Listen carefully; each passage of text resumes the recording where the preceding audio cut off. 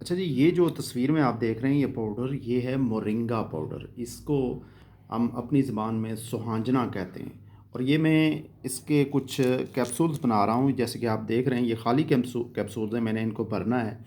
2 से 3 कैप्सूल सुबह, 2 कैप्सूल सुबह और 2 कैप्सूल शाम को जो बंदा ले, ये बहुत मुफ़ीद है स्किन ग्लो करने के लिए, क्योंकि इसके अंदर अमीनो एसिड्स होते हैं और एंटीऑक्सीडेंट डेंट ज़बरदस्त किस्म का, तो इसके लिए ये स्किन के लिए बहुत अच्छा है, स्किन ग्लो करेगी। दूसरा, आयरन की डेफिशिएंसी जिन लोगों को है और वो गोश्त ज़्यादा नहीं खा सकते या उनको एनीमिया है, तो वो उन लोगों के लिए भी ये चीज़ बहुत मुफ़ीद है।